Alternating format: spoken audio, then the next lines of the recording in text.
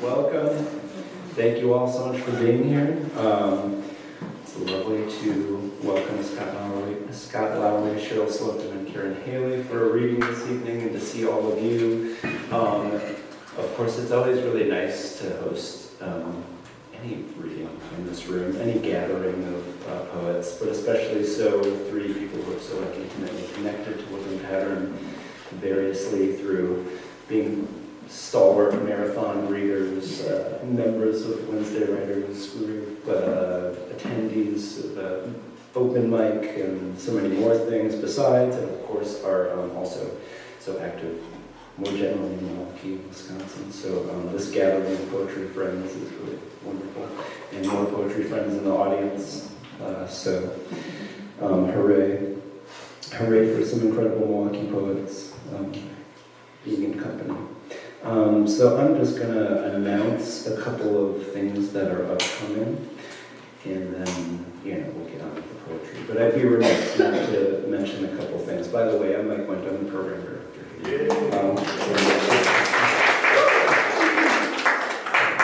Thank you. And so yes, I'd be remiss not to mention a couple of things that might be of interest. One, on Tuesday, September 9th, we're going to close out this season of Poetry in the Park, which has been really wonderful. I'll just say, it's looking like nice weather, so we've had to move to the rain date a couple of times, and I've got my fingers crossed that this Tuesday should be great. It will be. It's not a should. It will. So Tuesday, 6:30 at Juneau Park for the last Poetry in the Park reading of this 2025 season that will feature Andy Grisovich, Alexandria Delcourt, Anita Werner, and Steve Tim. So exciting lineup of friends, all from Madison. So it's a Madison party here in Milwaukee. The following Friday, September 12th at 7 p.m., that will be here, so Poetry in the Park, at the park, Juneau Park. Here on the 12th at 7 p.m., we'll be hosting a screening with Milwaukee-based multimedia storyteller Natea Taylor, who's going to screen a couple of films. And this is in collaboration with Nikisha Roberts-Washington and Genre Urban Arts, which is a Milwaukee-based arts publication you may be familiar with. That should be pretty phenomenal. So screening on Friday. One more thing. It's fall, it's almost fall, which means we're doing a lot of things here. So one more to mention, which is on Saturday, September 20th at 3 p.m., C.A. Conrad will be here, incredible poet. And that's as part of the Poetry Coalition's 2025 shared programming with the Patterns, a member of this national organization, the Poetry Coalition, which includes a number of other poetry-focused member organizations throughout the country. In collaboration with those other organizations, we're hosting a program around the shared theme of poetry and shelter. And this will include a reading from C.A. Conrad, as well as a celebration of an installation of their poem of theirs on the windows. And there will be a free pamphlet of C.A.'s poems available for attendees. It's going to be a pretty wonderful time, and C.A. Conrad is an incredible poet. So, speaking of incredible poets, the three joining us this evening, we do have some books for sale at home, so that's something to mention too. Okay, let's get on with it. Enough for me, more than enough. Karen Haley is going to be up first. Karen has made Milwaukee her home for over 20 years, moving here to be close to family, an active member of the Wisconsin Fellowship of Poets and Woodland Pattern's Wednesday Writers Group. Her poems and essays have appeared in various publications and anthologies, including Verse Wisconsin, Leaves of Peace, and more, with nature, Lake Michigan, and family as frequent subjects. It's such a pleasure to welcome you, Karen. Thanks for being here.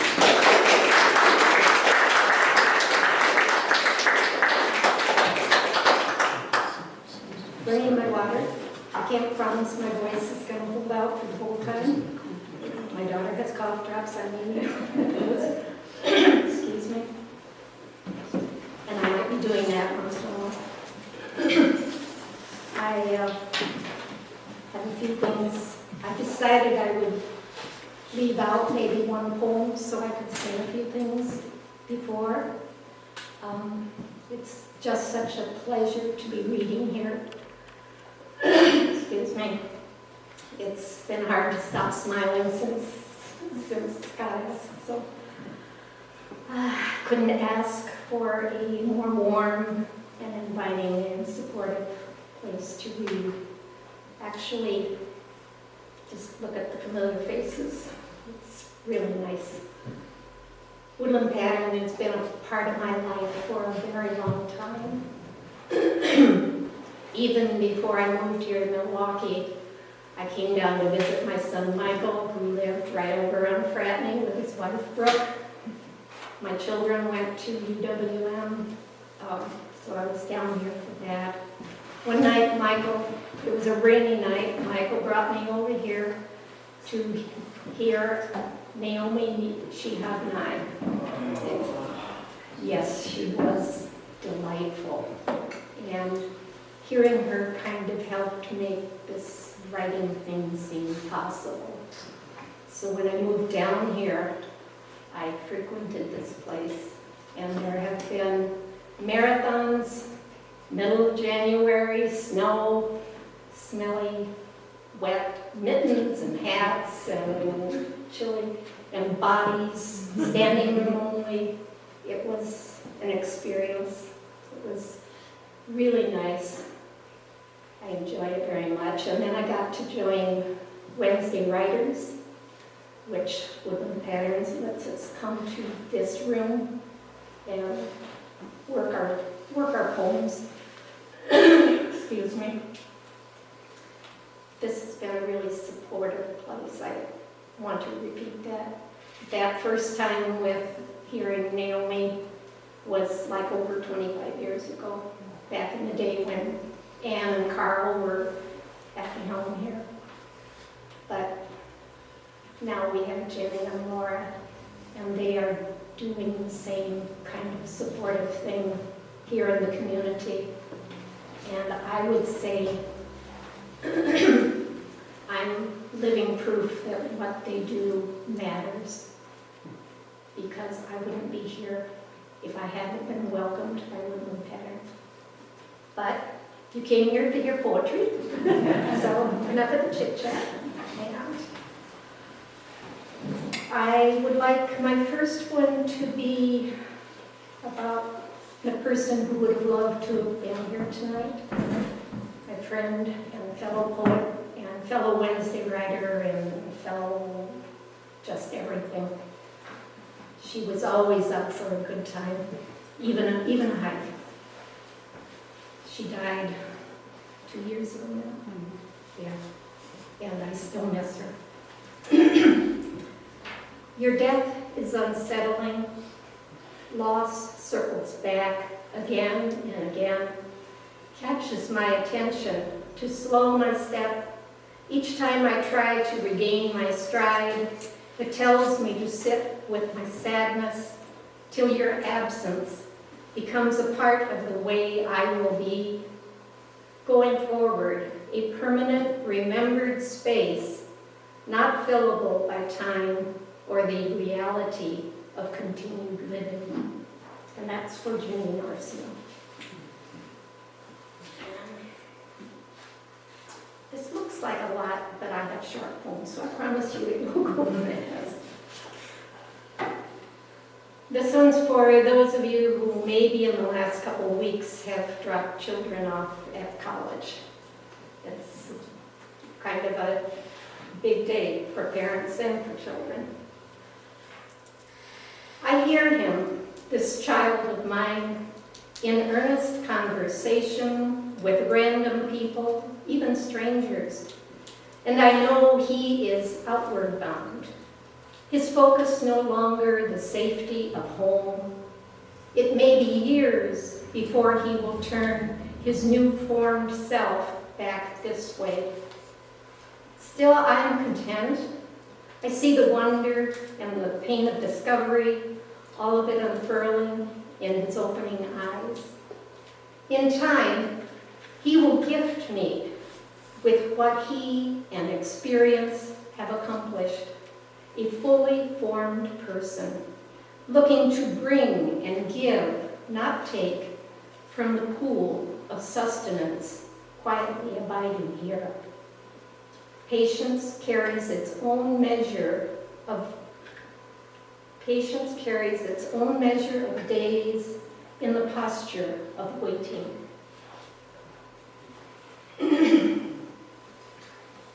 And as Mike said, I like to write about nature, especially birds. I like to write about people.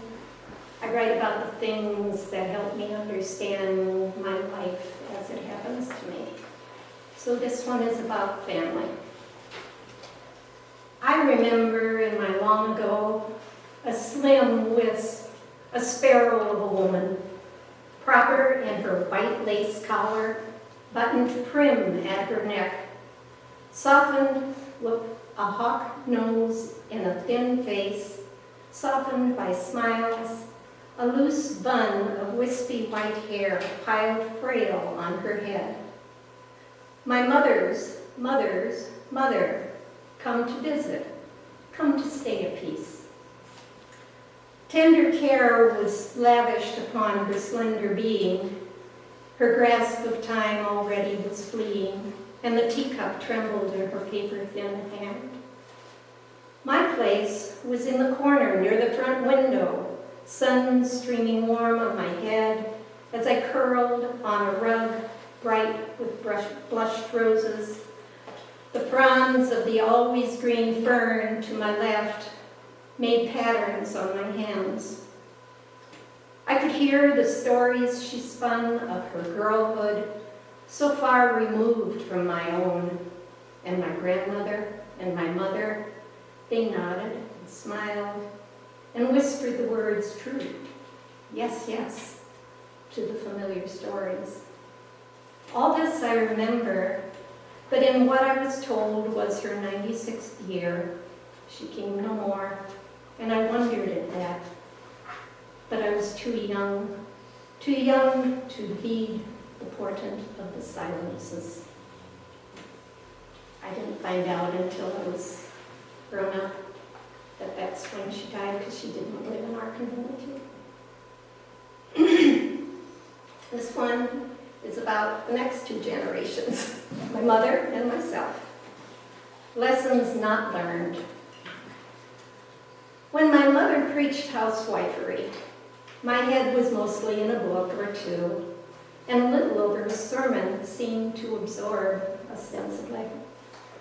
Now, when I think to use the dining room table as a sorting station, its clear expanse out of the line of traffic is really tempting. It soon becomes a holding station, and then a storage station.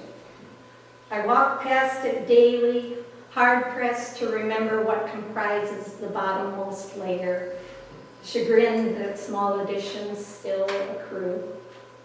Somewhere in my mind, I see her rueful smile. I hear the tisking, and they're all aimed my way.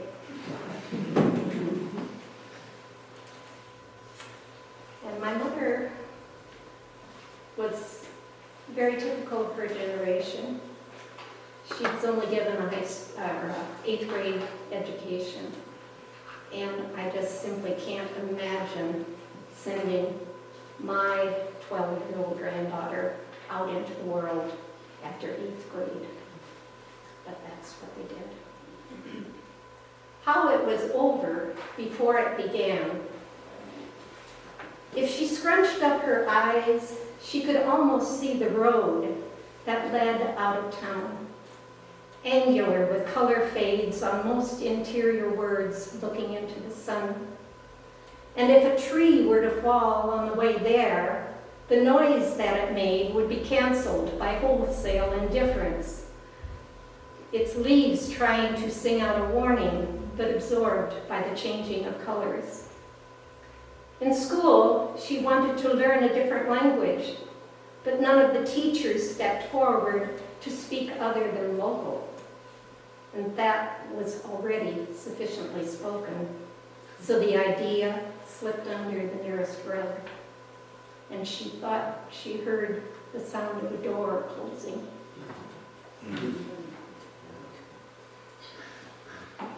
In a different direction. Being old, I had very little call to write love poems. So given a chance to do this, it was really fun to write. A Middle Night Dream, or Courting the Dragon's Daughter. Come sail, my love, through chrysanthemum-spilled waters, through crystalline jade and green emerald seas. Come hold my hand, content or constant in yours. The rudder-cleaved water will roll itself gently aside, where the moon hangs one yellow lantern, just to light a gilded candle, make a path for your dainty slippers, your pearled feet. The wind will blow fresh-blossomed eyes across your face to read your every word, your echoed wish before it is born. So great, so good is the shine of dearness, the wholeness of love. And I told you my kids went to UW, which means they were moving in and out of the towers to the freshman dorms. And one of them lived on a very high floor, maybe 13th, maybe. There were a lot of urban saying, a lot of moving in and out. Falcons also like high places. And one day when I came to visit and looked out the window, they're not 10 feet across the dorm room. It was okay. There was a peregrine falcon looking in the window, sitting on the ledge. So this is that. Peregrine on a sill high up peers through glass at me. No startle in its eyes, only calm. Can it feel my curiosity reflect back to me, quiet in wide gold iris eyes? And nature is more than just birds. This one is red fox. Splashes of sunlight suddenly illumine the spot of color as it slips without sound around the corner of a house. Alert and wary, moving across sidewalk and yard, a confident, careful trot. Rich red, orange glows for just a moment, then it is gone. Even this brief glimpse can stir wonder.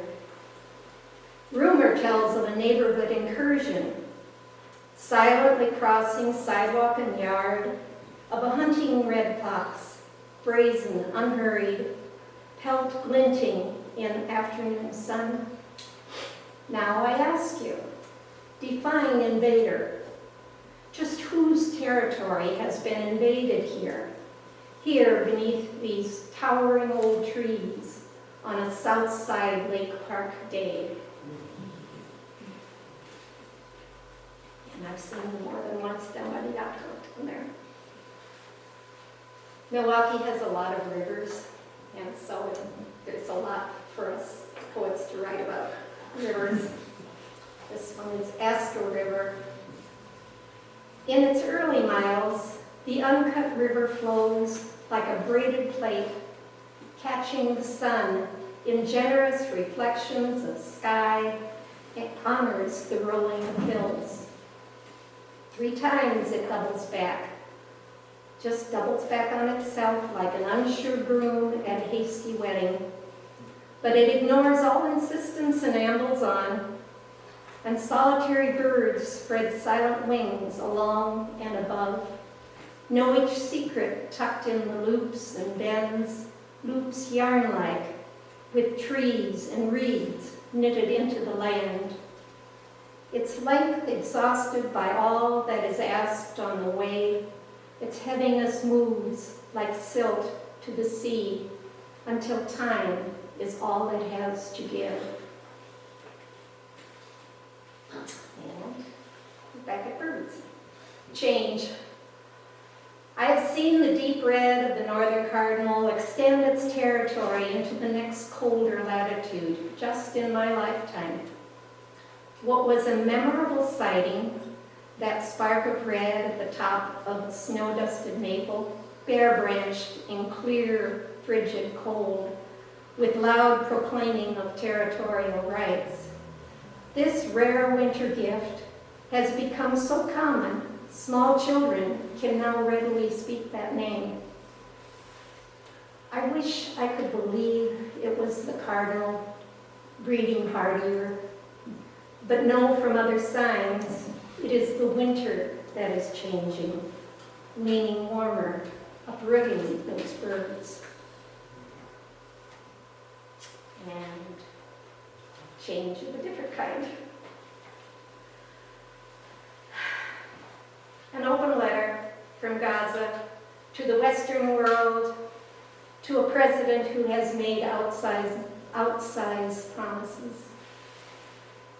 Did you not learn anything from Aleppo, from Kabul, from Odessa? I want to ask you how you came to believe you could hold all the walls together with a single glance. The white-hot sky, the cinnamon dirt, powder-fine dust wrapped around feet should have been warning enough of rain. You told us you were the oracle, the one to look to. You had the answers because the clouds, blue-black in their circles, were holding the air tight to their edges, too far to see clearly or not. So it stung all the stronger when the wind finally came back full in our face, the way the world does, if not tempered by reason. And it packed true indigo into this, the new version of night, the newest despair.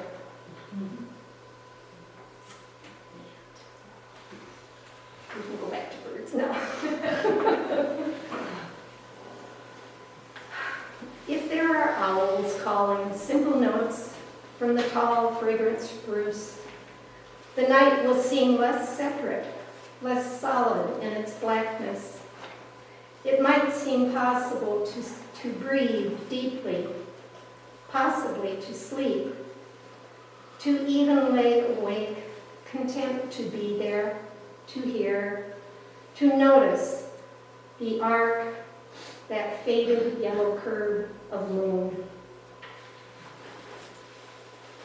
And can I squeeze in one more bird? I tell him.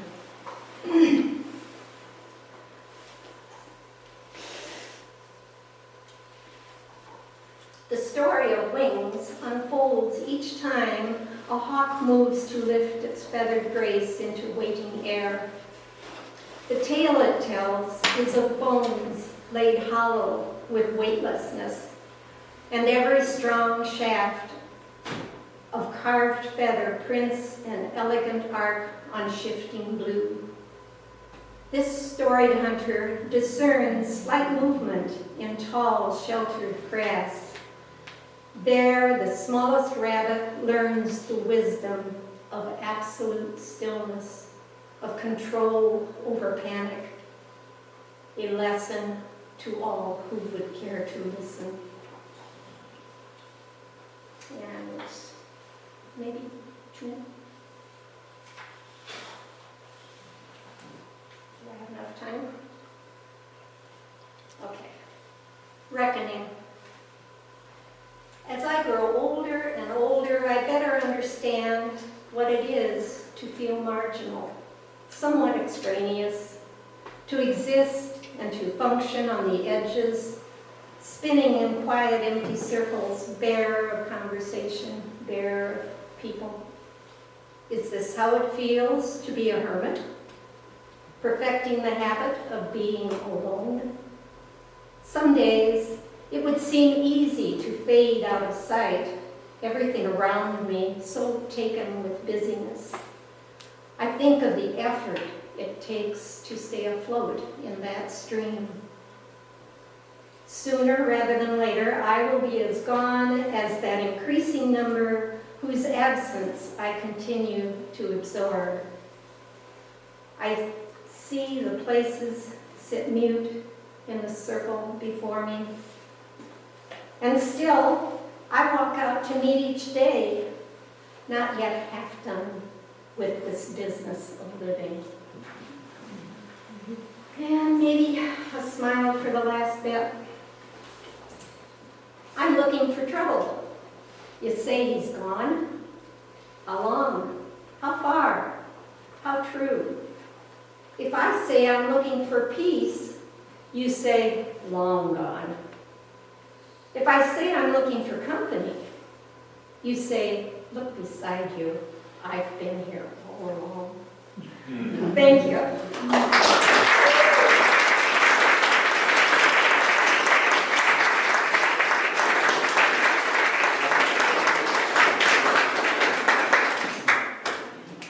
Thank you so much, Karen.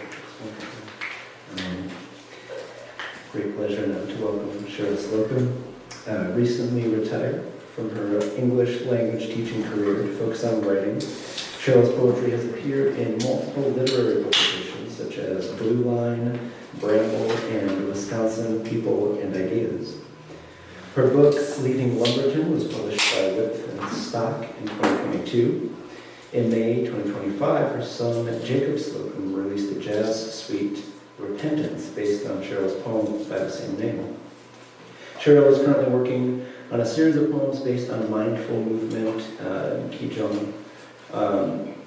She is a member of the Hartford Avenue Poets and the Wisconsin Fellowship of Poets. Sheryl, thank you and welcome.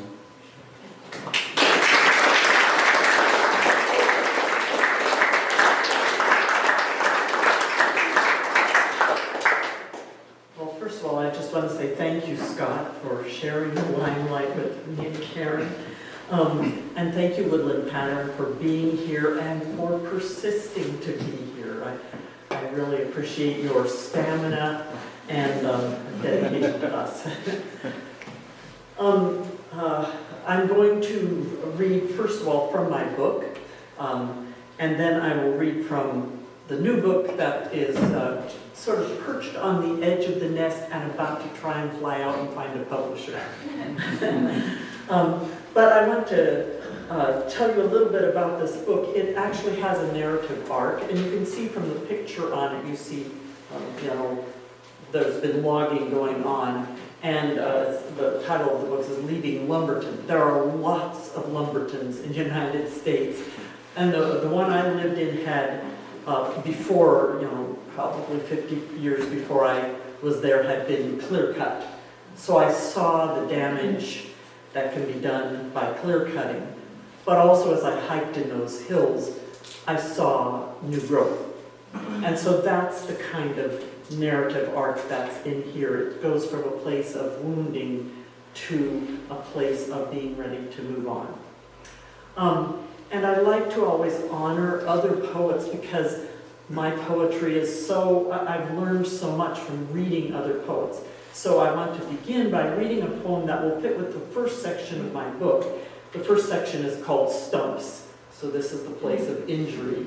And the poem I want to read is by a poet named Tess Taylor. I couldn't find a whole lot of information about Tess Taylor, but she is an American poet. She's published, and she was also a literary critic, so really helped people understand poetry. And her poem here, to go along with that theme of stumps and injury, is called The Visitor. There's something living underneath our floor. We aren't sure what it is or if it wants to scratch its way up to where we are. We drown it out sometimes. Sometimes we can't. But nights, up from the floorboards, in the dark, it starts again. The rough, irregular heave and rasp, the creature hard at work in some crevice, God knows, of the old house. In some dark place the mind is loath to venture, it comes and goes without any permit. And that this force cannot consider us, is wholly ignorant of who we are, seems monstrous in its total independence. It is not trapped. It cannot be let out. So that sense of something underneath, in the two poems I'm going to read from this first section of my book, I think you'll see that. So the first poem is The Landfill. Bulldozers comb and re-comb the growing mound, molding a new topography. Already the earlier hill towers lush and green, awaiting the next and the next, a constructed horizon. No picnicking families, no barefoot children, no lovers roam the cool grass. The green hill broods, fenced off in tiers. White studs, barely visible, belie the overgrown rubble of a modern pyramid. And I, knowing its origin, wonder about the forbidden, the sacred, its flocks of carrion birds, its sickening sweet effluvia and methane decomposition, its loveliness taboo. And in the next poem, if you've driven north from here to Sauk City, you may have seen a historical marker where Black Hawk and his Sauk people were massacred. So this is about that. Near Sauk City, Wisconsin. Farmers crimp their orchards into the lees of sudden hills that once were flat lake bed, which sank and sank until the sand melted glassy, shiny as the bellies of freshly dead fishes. Then the earth folded, squeezed, broke, twisted, and spewed it up into jutting quartzite hills, where Blackhawk and his band of 50 held off an army of 1,000, while the Sauk people flowed like a slow river to a few days' safety before their blood soaked the ground. Grass and trees hide the hill's stony bones, and the orchards bloom red blossoms. But in fall and winter, their empty limbs hang like fingers bent backward, forced, sprained, deliberately broken, bare of fruit for hungry mouths in the earth. The middle section of my book is sort of that, it's called turning, and it's sort of that moment of transition, moving from the woundedness, but not yet moving on.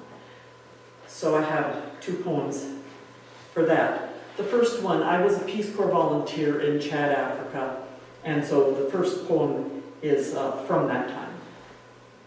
At soldier's gunpoint. Click of metal, the guard taken off, or the hammer cocked. I did not know. That click was enough. Posed as if unafraid, I froze, waiting for my heart to beat or shatter. I wish I had looked him in the eye, had held him at the point of my only weapon. Perhaps there were no bullets. I did not know, but I did know it did not matter. The moment was loaded, and I must wait for it to pass. The next poem, got my little marker to work. As it was mentioned in the introduction, this is me being a mama. The next poem is Repentance, and I do have a few of my son's CDs. It's a jazz suite that goes with this, but you can also go on YouTube, and it's up there too. His name is Jacob Slocum. This is Repentance, and years ago I read a series of a couple novels by Louise Erdrich, and I think this was the last in the series that mentioned ash trees that had been submerged in water and then taking wives from them to make baskets. So somehow that came into the poem. Repentance. Regrets felled ash trunks must be buried in pure spring-fed waters, cradled, laved, sung to by the Spirit, a sweet, long hearing before the return for wives This is how to pull the bark, to cut the splints that curl around your hand, to weave your pliable life into something useful for carrying fruit or nuts, for gathering eggs to feed a family, for toting the newborn when you move to a better place. So then the last section of this book is moving on. And as in the introduction, I'm a retired English language teacher, and I love grammar, which means that I can get a little hot under the collar when I see grammatical errors on signs or the signs of trucks. For example, oversized load. Well, it really should be the passive adjective oversized load, you know. But then my training is also, I'm a linguist, and I know that grammar rules, we just make them up. And the language changes, and so it's so silly to get upset about grammar. So you're going to see me sort of going through this spectrum of reaction. The poem is called House Blessing. Flashing lights warn me to the left. Oversized load. Half of someone's house is rolling down the highway. I bless it as I pass. May your future be better than your grammar. Yet, grammar is a human thing. It lives in our mouths, chops words for convenience of pronouncing them, breaks rules, makes new ones. When you meet your other half, may you fit together perfectly. Verb and noun, hand in glove, spouse and children, all the truncated parsings of existence. May we meet each other, touch, bond, find ourselves completed souls. And then I'll read the last poem of the book, which probably isn't very nice. You have to read the ending, so then you don't have to buy it, because you'll have heard the last poem. Fly fishing. An oncoming car's wheel slogs into a pothole. Through already descending lashes, I see the water come, white, wave-shaped, leaping in an arc toward its wrapping impact with my windshield and my involuntary blink. That poised moment when the arc is still intact and water knows nothing of obstacles catches at my throat. Reminds me of baseball when the batter plans to bunt. Pitcher, shortstop, baseman move forward as the ball leaves the pitcher's hand. All intent, unknow everything except the impact of wood on whitened leather. I have seen a bird fall in mid-flight, a holy man greet death with shining eyes, my child lift her foot for her first step. I have gazed into memory erasing blue, waiting for the sky to birth its first star. It is this throw, this cast of all change, like a line curling above a river, extending, descending, that makes me, forgetting all, rise to put my mouth around the meeting of the worlds. So now I'm going to turn to this chapbook that I'm hoping will find a publisher. The title is This Is Always Only How. You might say, what on earth is that? The chapbook is actually based on qigong, and qigong is a kind of mindful movement that's based on tai chi, but it's gentler and simpler and more meditative. And that's not fair, because tai chi is also meditative. So each poem is based on a movement. So the first poem I'm going to read to you is Crossing the Palms, and it's a movement like this. Crossing the palms. My hands love each other, for they have the same heart. Each anticipates seeing the other face to face, palm open to palm, with nothing to hold or carry, nothing to steady or manipulate, just their bare, simple selves, one moving forward, the other moving back, passing halfway with a thrill of warmth. There you are, partner. I feel you in all your loveliness and sorrow, my twin, my one true companion. When you are injured, I do your work. When I am injured, you do mine. You catch things for me. I clear space for you. We look after each other so completely, so quickly, she never notices. We forefeel, we foresee, we prevent. At night, when she is sleeping, we find each other, we nestle near.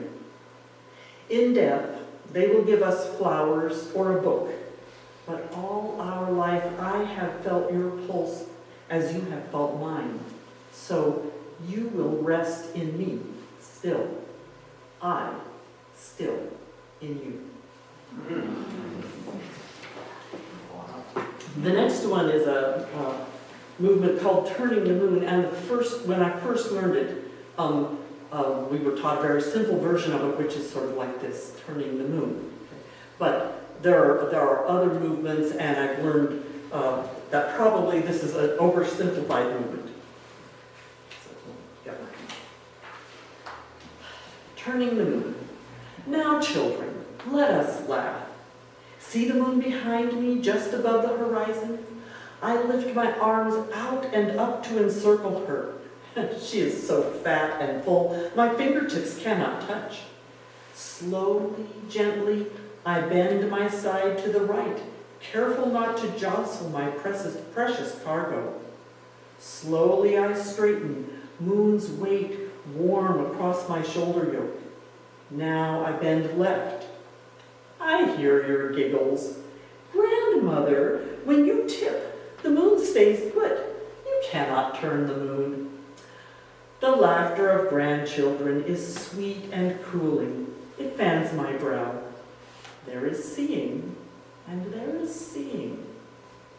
Turning the moon is heavy work. You do not see the sweat beating my forehead. You do not feel moon's hot amplitude pressing the back of my neck. Come, children, join me. Stretch your arms wide, curve them out, flex your knees to cushion your spine. Moonbeams like warm minnows will slither down your back to tickle your waist.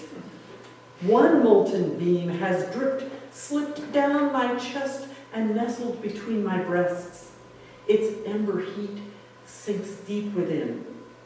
Ah, children, moon is heavy, but our hearts are light.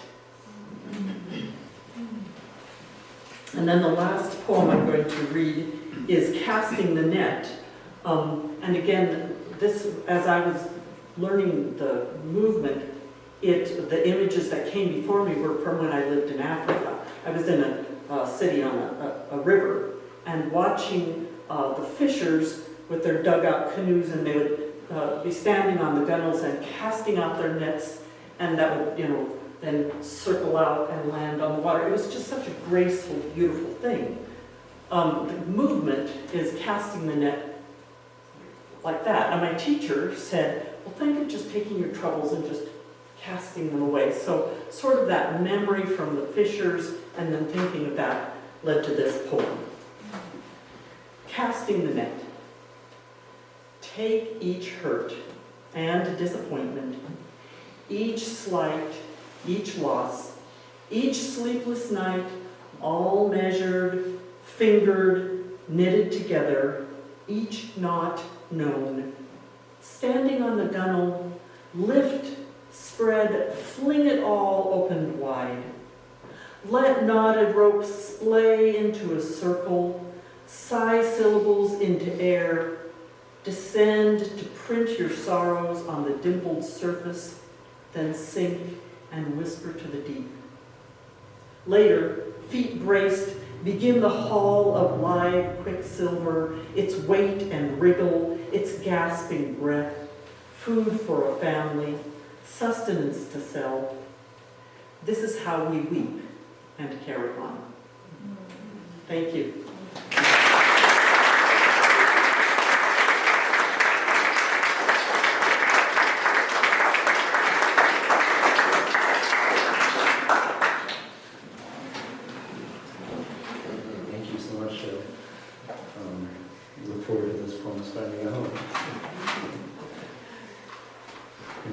closing things out, Scott Lowery grew up in Minneapolis and lived almost 30 years in the Driftwest area of southeast Minnesota. His chapbook, Mutual Life, observes small-town life against a looming backdrop of pandemic, climate change, and extremism. The collection placed second in the Wisconsin Fellowship of Poets 2024 Chapbook Contest. His poems have appeared in Rattle, Prairie Schooner, Great River Review, River Styx, Rock Paper Poem, Sky Island Review, and elsewhere. Scott thinks that lyrical versus political is a false dichotomy. Would agree. He and his wife now live in Milwaukee near their young grandchildren, and you can find out much more about Scott, scottlowery.org. There's also a sign-up sheet for his newsletter, which is delightful. So, Scott, welcome, and thank you.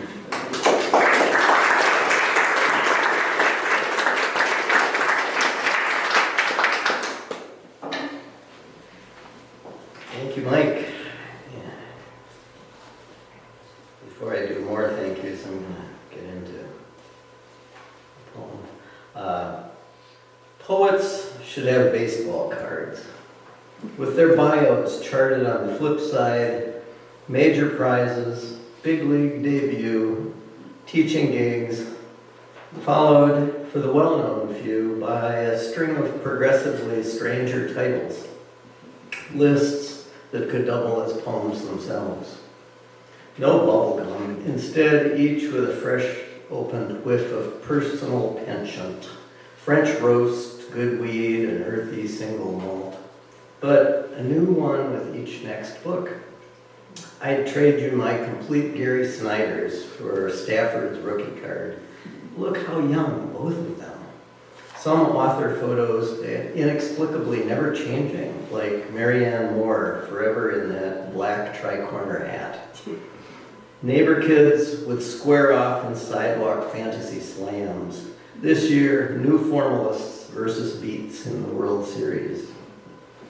Like baseball cards, they'd show up at garage sales or maybe marking a page in an old cookbook. Unlike baseball cards, their value would increase when dog-eared, beer-stained, strangely indestructible. Driving on third-tier commercial streets, you'd notice small pop-up storefronts, poet cards bought and sold.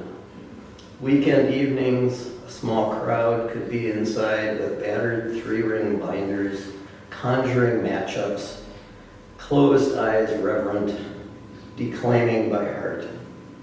If you had two clothespins, you could clamp the cards against your bike spokes, letting loose their clackety, free-swinging song like a whole flock of sparrows, or grounders, or hometown poets, filling your ears, the best game in town. So, thank you to all you hometown poets and listeners, and thanks to Mike Went for setting this up, and for Woodland Pattern for hosting it, and hosting such a great,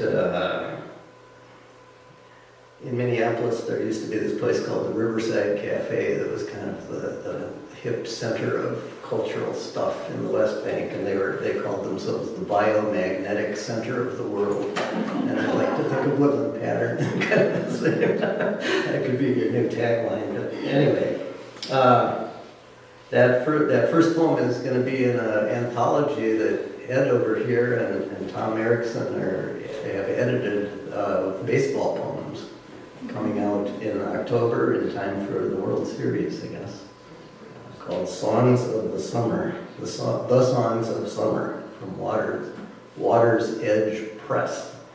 Did I get that right? Okay, all right. So I've got a couple of chapbooks, and the Woodland Pattern is kind enough to keep them in stock, and so I thought I should do due diligence and read a couple poems from each of those, and then I have some newer things. So this is a chapbook called Empty Handed that is from Red Dragonfly Press in Minnesota, and came out with a second edition, expanded second edition, a couple of years ago. And it's family, jobs, growing up, parenting. And at this time of, I'm thinking time of year here, Labor Day just happened. So here's this is a poem that I used to, I'll explain it later, I'll just do it here. It's called Independence. It's one of the few ones that I usually know by heart. I'll see if I've got it or not. On the 4th, cleaning house, not meaning to, I recall how Tony took it from my hands, the dust mop, a huge, useless mitten wobbling on its stick, and showed me how to sweep it through its loops and figure eights like brush strokes, sliding up to where your wrists should make a cheerful shake, and rattling it lets its speckled harvest fall, the loyal dog that drops her duck right at your feet. Here, Mr. Scott, with a formal bow, he handed back the mop. That was my first time roped to a punch clock day. The new man, in from the dark morning, empty-handed and untutored in what you need to trade the world for wages. So I looked for Tony, generous as a long lunch hour, his European education left behind to earn his way, dispensing little tricks and Soilax powder, dapper and unflappable. I'd find Tony just to watch him waltz his mop, whistling, flashing his smile, moving as if on ice. And I saw then what school had missed, how the humdrum steps become the dance you'll use to buy your freedom, and how each night the dust will buy it back. My first workplace mentor, I guess. Anyway, I used to teach in a school where I was the jobs teacher, Employment 101, and school would always start after Labor Day, and so in honor of Labor Day, I would read that poem to the kids and kind of get us going on what do you admire about people in their jobs. Here's one for the end of the summer. I don't know if my friends Walter and Lene are out there listening, but my family just had an annual up north experience at my friend's cabin in northern Minnesota that we've gone to for a while now. This is called Instructions. It's about how many of you have ever swam in a northern lake, and you know kind of how that feels when you first slide in, right? Okay. Instructions.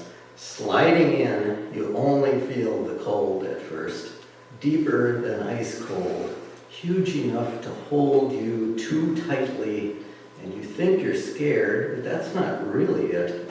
What you feel is space, bottomless, no solid edge, the finny world.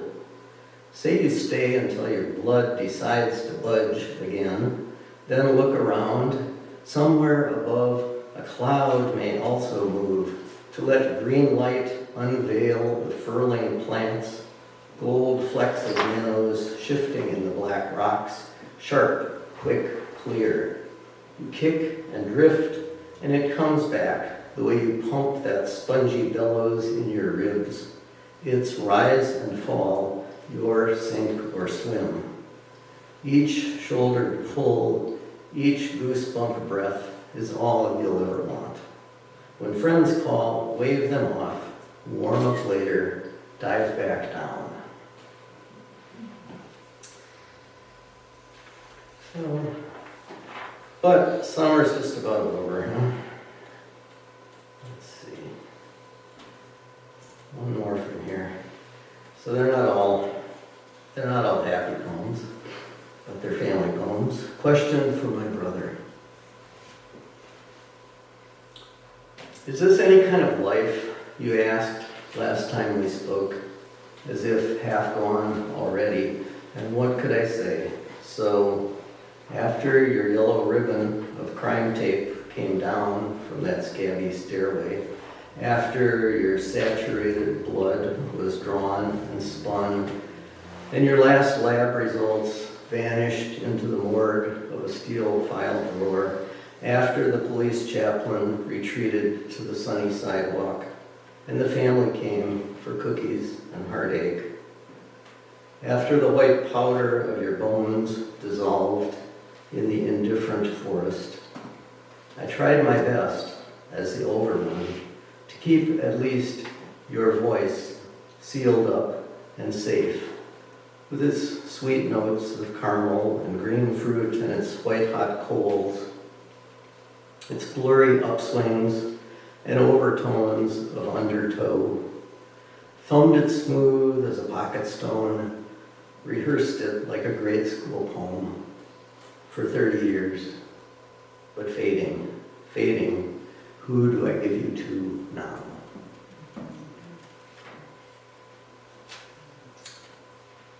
So, and then this book came out 3 years ago, I think.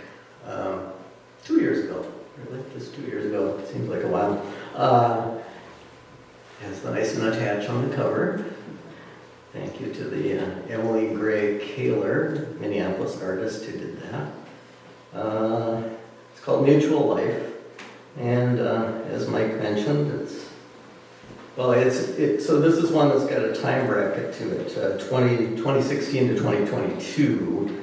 So it's full of wonderful things like Trump 1.0 and a pandemic. And then a shout out to Amanda Gorman. There's some climate poems. I'm just going to read a couple. I was hoping, of course, that by this time it would seem outdated, but unfortunately, not so much.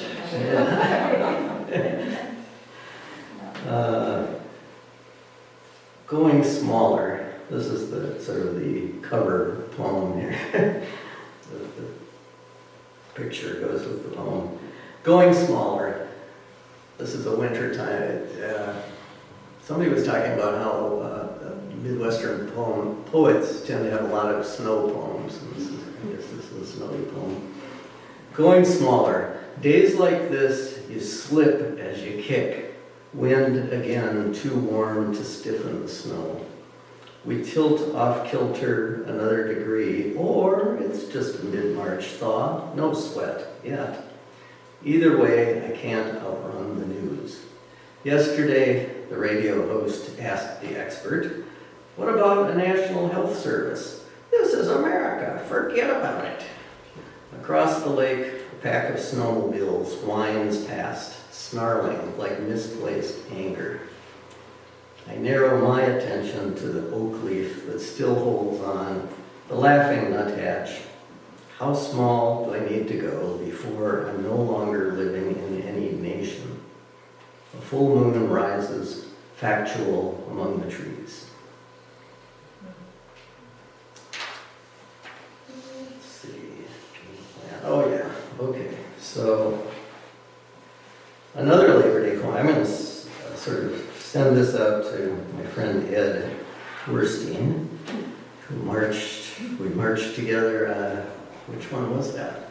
Was that the Hands Off one or the No Kings one? I'm not sure. It was one of them there. More than once. Because I think he'll relate to some of the labor references here. Have some of you seen the movie ever, Norma Ray with Sally Field? Oh, yeah. Union, okay. Well, this is called Norma Ray as a Honeybee. So there you go. It's one I showed a lot in school in my Work 101 class, and so I kind of got to where I knew it by heart. Anyway, Norma Ray as a honeybee. Since daylight, she's been knocking on doors in high-rise rows of corn where no one's home. Next, she'll follow a nitrate trail downhill to scrappy pastures by the silted creek, blue-collar blocks of coneflower and butterfly weed, as rare as decent housing and a union wage. Back roads pushed further back each year. Cows thinned out by mass incarceration. Along the highway, she hovers to watch a guy in day-glow vest and Carhartt bibs mowing ditch hay, the cardboard "no spray" sign buried in his wake. Gentlemen, the average working bee is not stupid, she just gets tired. That bit's a voiceover. No swarm of New York lawyers to call in, so she straightens her tiny shoulders and moves on, ready to dodge cars along parkways, sail the edge of alleys, wherever she can pick up that river of vibration that still calls itself a sisterhood. Last week, she had her Oscar-winning moment, imploring pollinators and poisoners alike with those honeyed fractal eyes. When the cops hauled her off in their net, the whole hive hit the bricks and nearly lost their way home. Now they sit and wait with their long-odd hopes for a new queen, crossing and recrossing their many yellow-caked legs, while Norma quietly made bail and got back to work. One big union is embroidered on her DNA. She's a free-range blossom, a scrupled sting in that song she hums, "Which side are you on?" Here she comes now as the credits start to roll, overloaded with leaflets, zigzagging low over asphalt and thistle, manure lagoons and drainage tile, our stitcher of invisible thread, our busy beacon, too small to fail.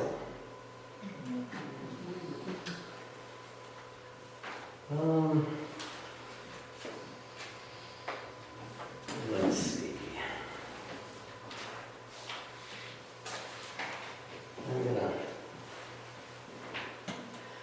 put on my third act hat here, in case there's anybody besides me and Connie know what third act is. It's a climate action group for oldsters. Started by Bill McKibben. Anyway, I have to do at least one climate poem. This is a sonnet that David helped me come up with a brilliant idea for. At least his idea was brilliant. I don't know about the sonnet, but apparently the sun still climbs to its given work each day, then drops with a well-earned glow. Apparently, our late October's lawn's prolonged display grows on and on, past fall's periphery. Yet almost as it was, or at least as it seemed to have been, despite the news we halfway hear, floods, fires, carbon released, we can't quite see the march of birch and spruce, the softened permafrost. Apparently, our focus turns when tossed some easier fear, that old shell game, absorbing played and player. It looks like we'll just shed another layer and stand our ground like light-struck highway deer, too dazed to wheel and run, apparently. Cheerful thought, but apparently that's where we're at. But hopefully enough people will say, no, that's not what we want to do. Okay, getting into some newer stuff here. This is a little tribute to the diversity of poetic species displayed and housed within these 4 walls or 10 walls, or whatever it is here. This is called biodiversity. This poem is a driverless car, no need to steer. That poem talks out loud on sidewalks, earbuds or not. That poem moonlights as mixologist, its aspirations unspoken. Some poem knows your location, awaits consent, and has forgotten in the morning.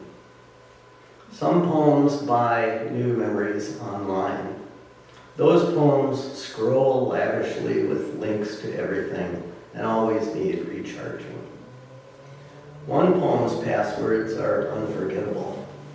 One poem gave up on narrative, happy as a snake down a rabbit hole.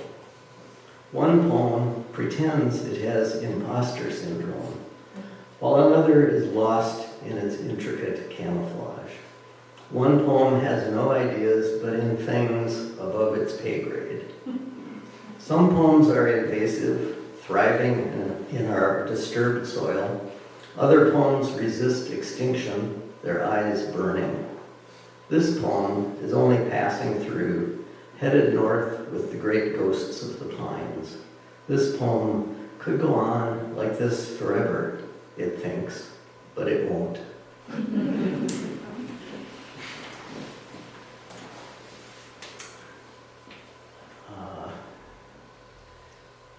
My almost daily writing practice has really kind of kept me going the last couple of years. And this is a sort of a funny little short poem that you guys sort of surprised me by sticking into the schedule. It's called On Days When Writing Time is Limited. I should remember this feeling, the smallest daub against blank surface, how it can be start and middle and finish by itself. Bee buzz motor idling at the big world's curb. Rough sketch, tower of sand at water's edge, the step in and launch on the mere surface of morning. Goodbye for now.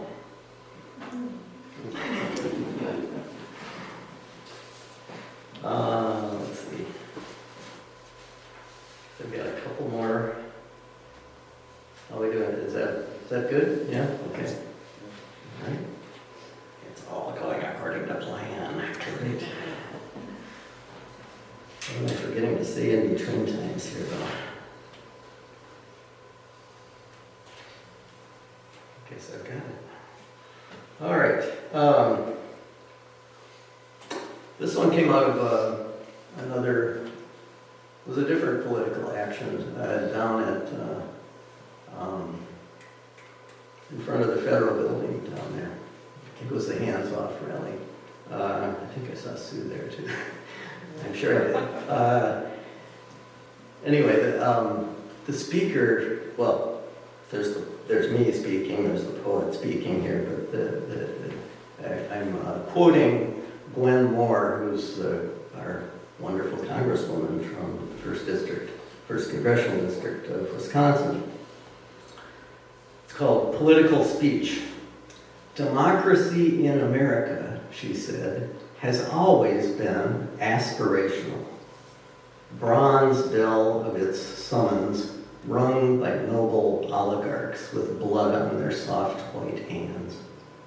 Which is not to say that democracy in America isn't inspirational, isn't a flickering beacon above some battered shore awash in bodies.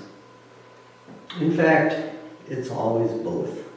The opened arms, the double-locked gate, which leaves us here together, always separate, never equal, mouthing the words for breakfast, spitting them out before lunch. All of us trying to love what never loved us back like it said it would. Those bell tower words shimmering, reverting to mere air from which they were made, proving again democracy in America has always been, will always be, just this, respirational. Watch your breath, the yogi says. Feel it buzzing with multitudinous life each time you welcome it in and let it go.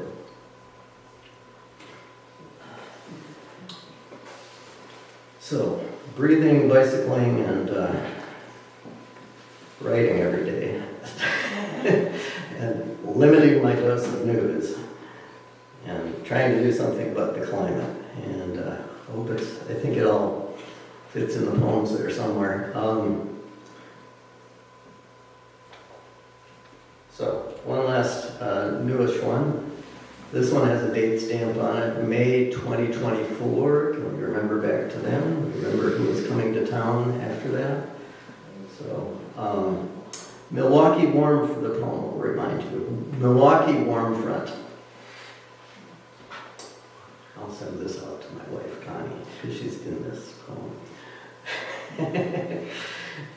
Which she's never heard, I don't think. So anyway, Milwaukee warm front. Two lime green jackets in a blur of gray. Small us. Pedaling our cross-country route past hulking warehouses and empty ballpark. To our north, beyond 6 lanes of freeway, the Pfizer Forum blinks and glowers. Trump's revival camp 2 months from now. Whenever we hit an open rise, the south wind shoves us sideways, businesslike, its head down too, under contract for towering cubic miles of spongy air, soft to the touch, but barreling up the highway of barometric commerce. Still new here, trying to sort out lake effect from what anyone could have seen coming a mile away. We stay low, out to the turnaround, then feel it whistling at our backs. Next day, we're up early to see which birds rode in on the front, scouting my favorite ancient oak on the wild edge of Washington Park. My Merlin app sorts dawn choristers, but long binocular looks are what I want. A pair of scarlet tanagers snagging bugs along a soggy log, fiery orange blackburnians high in the old tree, and along the bushed out footpath edge, the anomaly of indigo buntings, as if dull finches had dipped in pure blue paint. We ask each other, how could anyone stop wanting it kept whole, this whirling world? Like the birds, we only ride what weather we're given. Low vis, non-combatants, maybe off the radar for now, but let's be clear. Not resigned, not gone to ground as if our time is past. We tune our inner ears, calibrate our irises as light builds up or thins out, and the implacable wind returns to move us along. All migrants, jostled, buffeted, and singing our little heads off. Keep singing your little heads off. Thanks a lot. Thank you.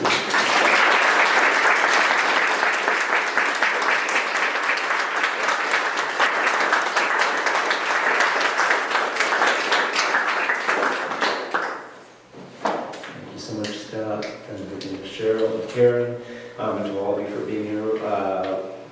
Fantastic readings all around. Another wonderful reading here at the Biomagnetic Center. Thank you. I encourage you all to stick around. We've got, of course, folks from Salem and poets who read. We have refreshments out front and, of course, wonderful company. So thank you all. Oh, yes. There's another poetry that you forgot to mention. Oh. Here. Yes. Oh, my gosh. Thank you, Rick. There is indeed. Yes. It is on, let me make sure I get the date right. It's the third Thursday of the month. I know that. The third Thursday of this month is September 18th. That's right.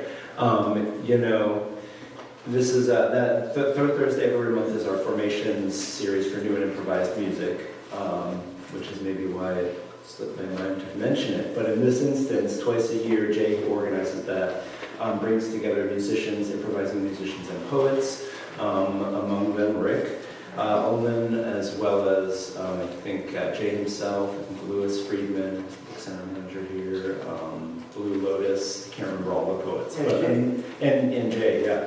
A number of poets playing or reading along with improvising musicians. So that is the 18th, the third Thursday of this month at 7 p.m. So yeah, thank you, Rick. That'll be wonderful. Everybody, have a lovely evening.